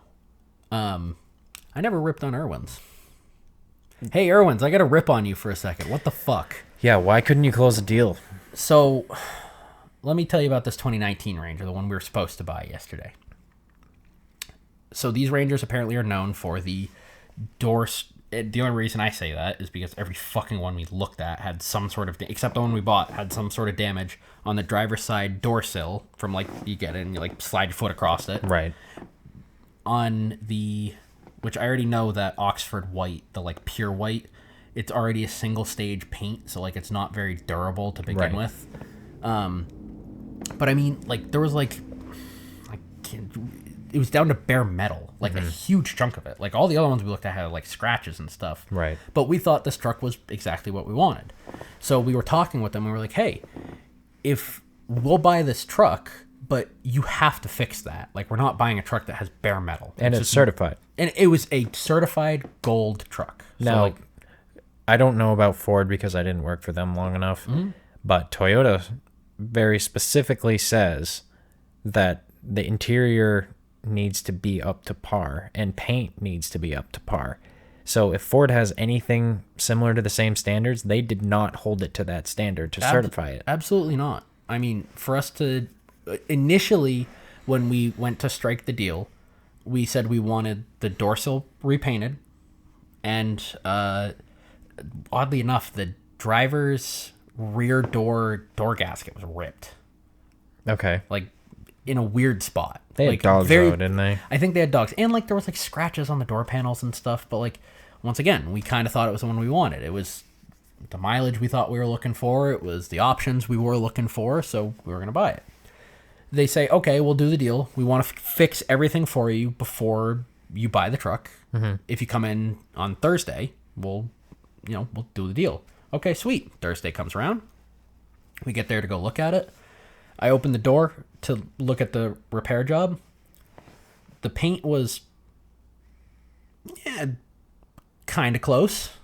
Kind of close? Yeah, it was Oxford white, but it wasn't matched that well. Okay. It was not that, like, I understand to a degree, but, like, the area that they taped off, about half of an inch below it, there was a big chunk of paint missing. And instead of just bringing the whole line down half an inch, they just used a touch-up paint marker on the little chunk. Really? Yeah. Instead of just blending the panel? Yeah. Come on. So then we're looking at it. Oh, and they used the touch-up paint of the batch they used to spray it. So, like, different white with a blotch of in the chunk. That was a little chunk. I'm not, That's whatever. still disappointing, though, because if you know anything about this dealer, they have an on-site collision shop. Which, if you listen to their fucking voicemail, says it's a world-class auto body. Well, let me tell you some more about this world-class auto body and the stuff they're willing to do to their customers before selling stuff. Okay. Which, by the way, the first vehicle I ever purchased through a dealership was through Irwin's, and I told them that. Not looking for a deal or anything, but, like, that's part of the reason I went back. Yeah, because you had a good experience the last time. I had a really good experience. Of course, with a salesman that no longer works there anymore. Right. Who also actually sold me my truck. Yep. And it was a great experience. And it was a great experience. So, we're looking at the patch panel on the bottom, and it was, like, oversprayed up onto the edges. Didn't even consider blending it. You could feel the texture of the paint when you ran your hand across it. but they didn't prep the metal. What? It was fisheyed in the center of the panel. They were about to send it to us, and I could still fucking see bare metal. And not like 1 or 2. I mean like 20. Oh, in the dead center. You could see the metal. You could literally see the bare metal paint in it. Yeah. So then we're like, what else we'd miss? Yeah, right. Let's look this over with a finer tooth comb. Rock chips all over the damn thing. Okay. The rear taillight was cracked. You know, the one that has the blind spot monitoring in it that costs like $1,000 to replace? Right. The passenger side of the bumper had been hit. Was the crack all the way through in the taillight? It was a chunk taken out of it. It was on an edge. That should And they fail. super glued it back in. No It was way. like white. You could literally see, you know, like when you put super glue on plastic, it like gets white. Yeah. It's exactly what it was. Oh, no. Never mentioned anything to us about that. That's bizarre. We look at the bumper and we're like, huh, what's up there? We look in the crease on the body panel. So the bumper had been pushed into the panel, creased and chipped the paint on the inside, and then somebody just pulled the bumper back out, didn't fix it. What? We just got to the point of where we're walking around the truck and the manager came out and we're just like, we're just not buying this. Like, yeah, no. This thing's a disaster. No. Not for that price anyway, with that mileage too. You ready for the best part? Yeah. So, as a certified, by the way. as the top tier certification on this truck. And it's just really concerning that they're willing to do this on top of. So we went and looked at this truck on Sunday. On their website, it was listed for like $35,669, I think was the number. Okay. Monday. So this is after we've already like initially kind of worked out a deal. We haven't pulled credit. We haven't done anything like this yet. But we worked the deal. Yeah, that's probably what we want to do for the truck, right? Sure. Whatever. They weren't willing to move on the price on the day we were there. They're like, it's a certified. And I will say, before we figured all this shit out, it was the only certified pre-owned that we found in that about price range. Okay. But this is still a fucking $35,000 vehicle we're talking about. Right. I'm It not should talking be of about a certain quality, especially if it comes with a manufacturer-backed certification process. Exactly.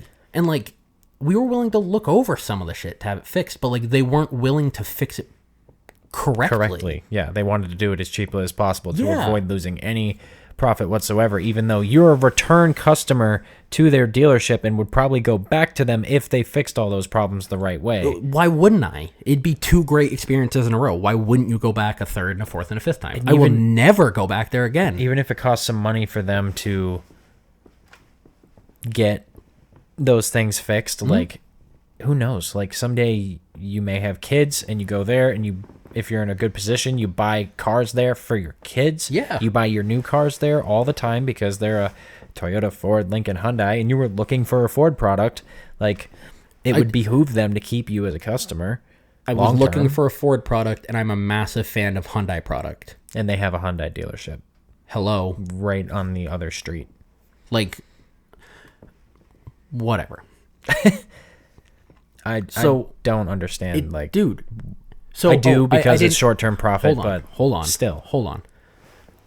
Monday. So, $35,669 on Sunday. Monday, we checked the website. $34,669. It went down. It went down $1,000. Yeah. $1,000 is $1,000. Of course. Right? If anybody's ever made $1,000, the first time you don't forget what $1,000 is like. No. And even when you make it again, you don't forget. So, I'm trying to think where was the next thing. So, I call our salesman, and he was busy with somebody else, so I left a voicemail for him. And I basically was like, hey, we just noticed that the truck was listed on the website for $1,000 less. You know, that's what we want to pay then. You ready to hear his response? Remember the Chevy dealer up the road? Yeah. That's now Irwin Chevy. Oh, really? Yes. They bought that place? They just bought it, supposedly, because what I was told is we just bought the Chevy dealer up the road, and when we merged the websites, our computer system screwed up, and they basically took the price that we paid for the truck, and they posted it on the website as the for sale price, so we're not going to honor that price. Okay, so Tuesday, it's still listed for the same price. For Wednesday, it's still listed for the same price. Does he think you're stupid? Thursday morning, it's listed for the same price. Thursday afternoon, it's listed for the same price.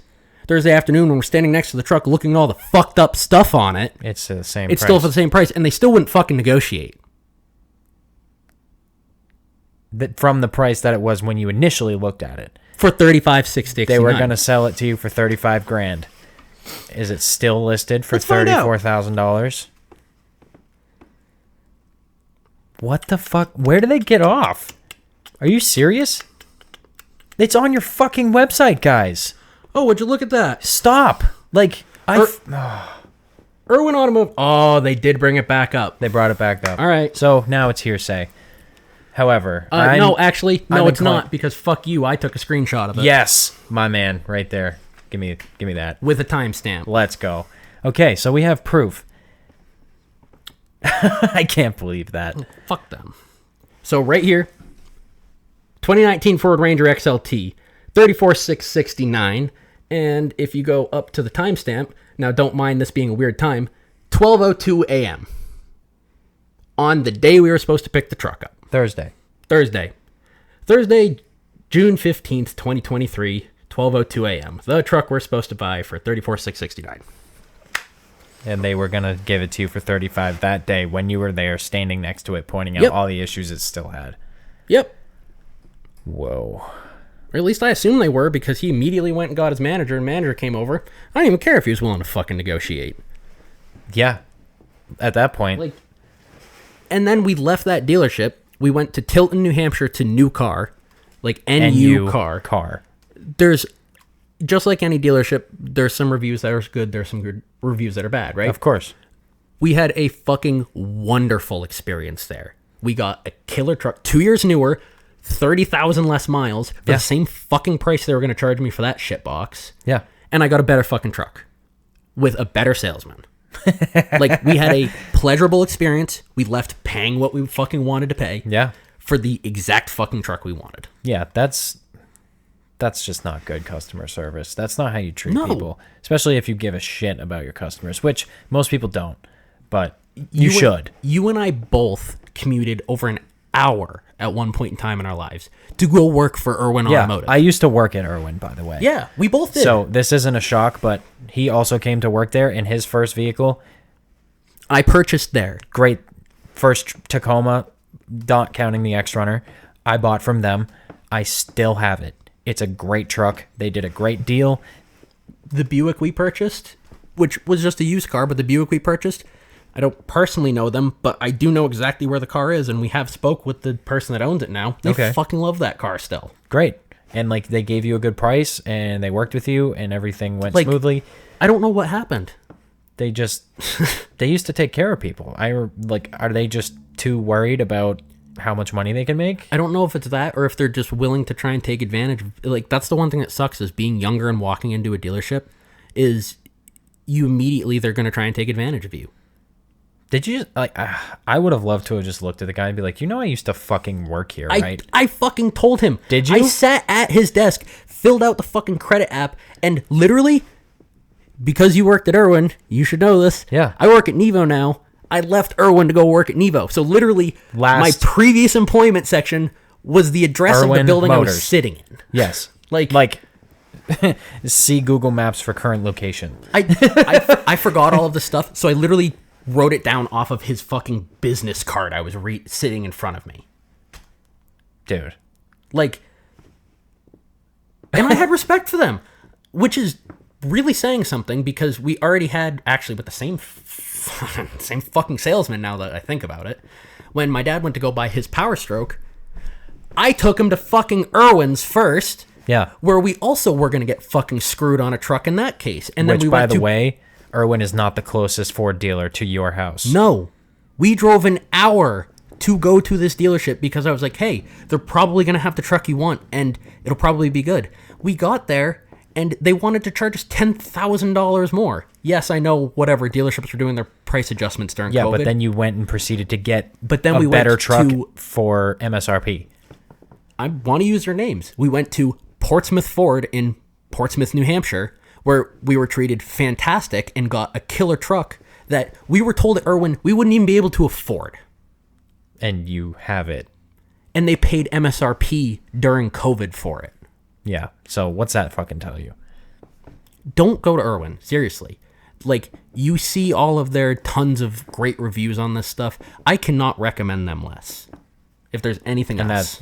There's, as we've said, there's all those reasons why it doesn't come lightly. Yeah.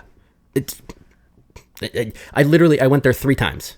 Third time, strikeout. I'm never going there again. I will make sure, it is now my life's mission to make sure I steer people as far away from that dealership as humanly possible. Actually, now that you bring that up, they did try to take advantage of my mom when she went to go there while I worked there.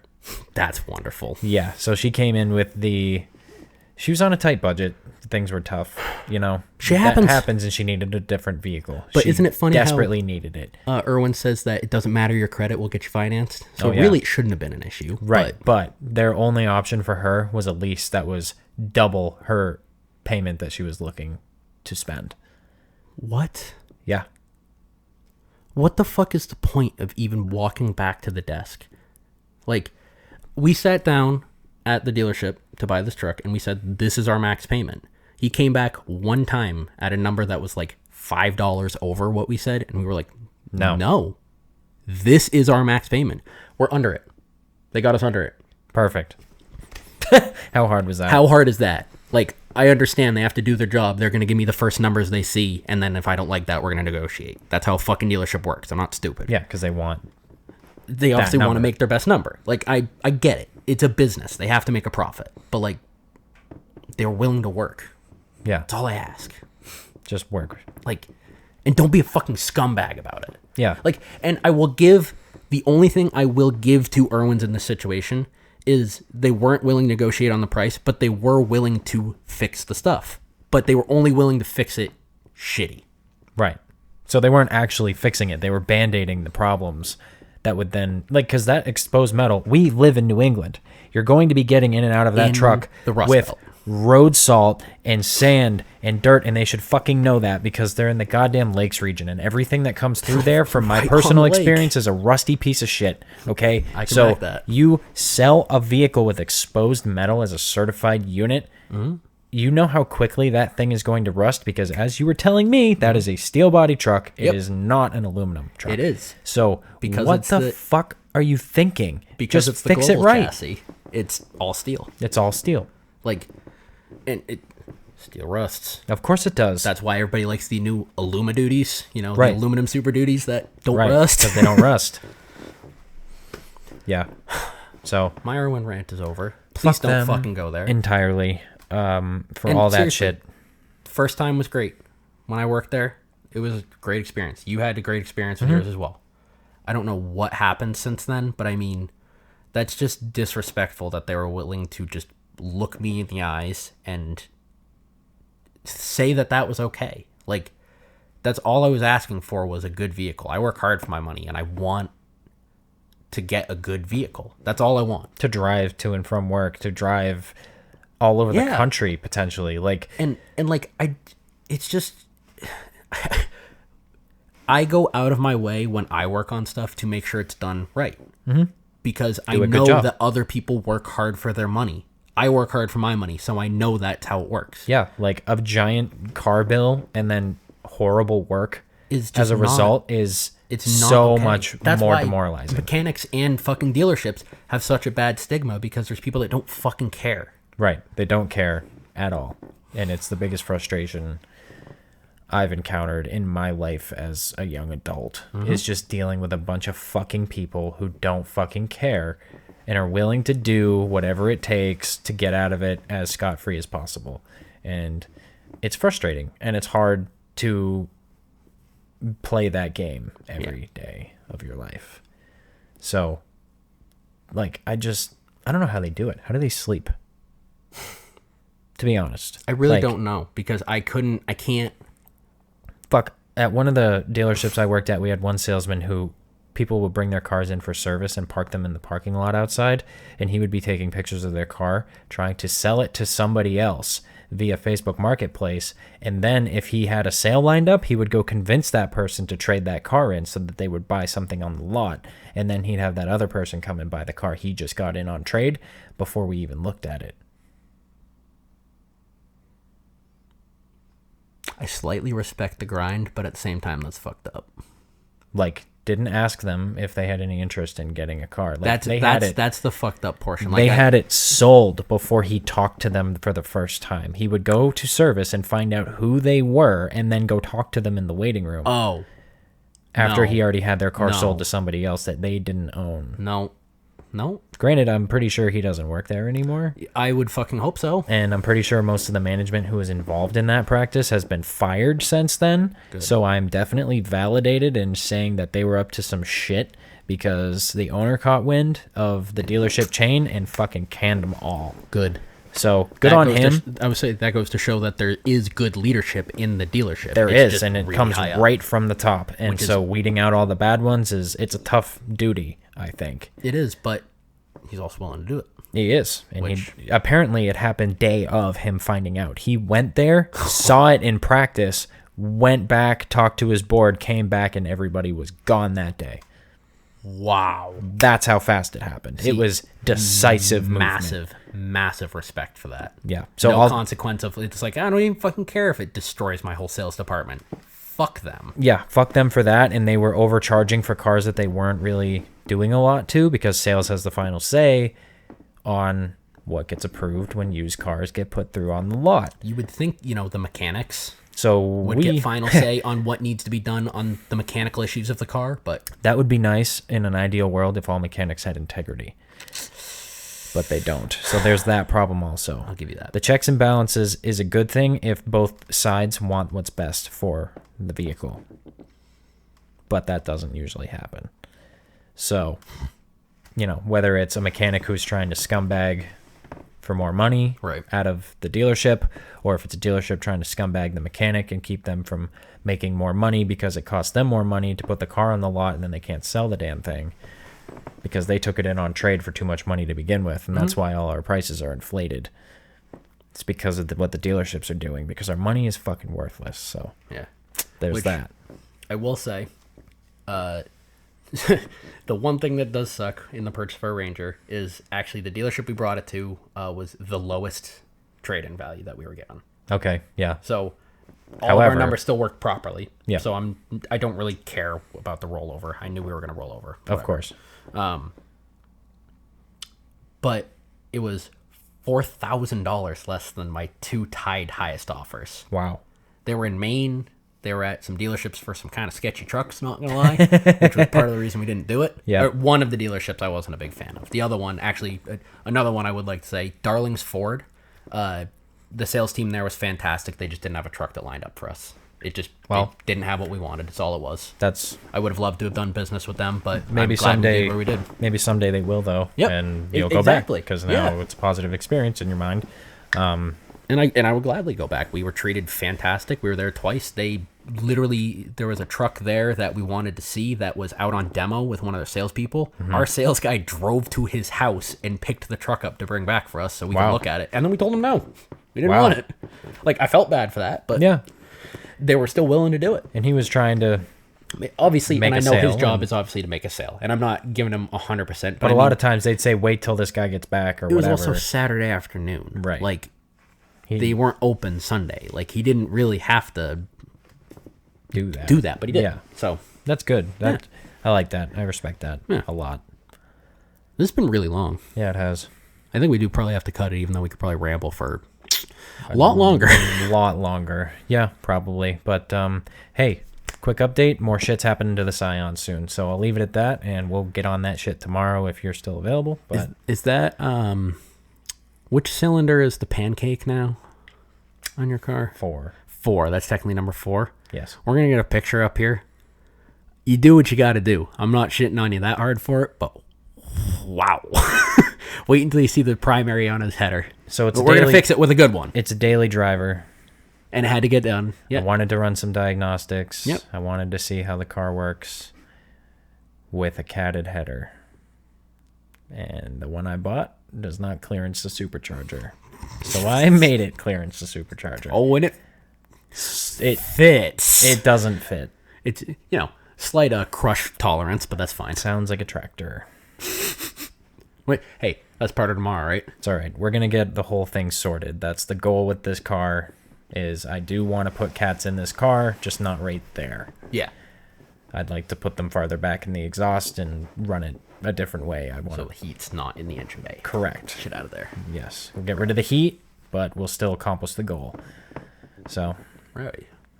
I think that has been the Modcast for this thing. I think Sorry so. about the delay with everything, but we got a lot more stuff coming. yeah, we will get some more Gridlife stuff up. We'll pull the link for Braden's video, so I'll you put guys it in can see that. I'll probably tag it in this. Yep. Which, if you're listening, you've already seen. But I'll also put it down. In the description. So It'll be rowdy. Thank you, everybody. This has been the Modcast. I'm Gabe Anderson. I'm Jake Overall. Have a good night.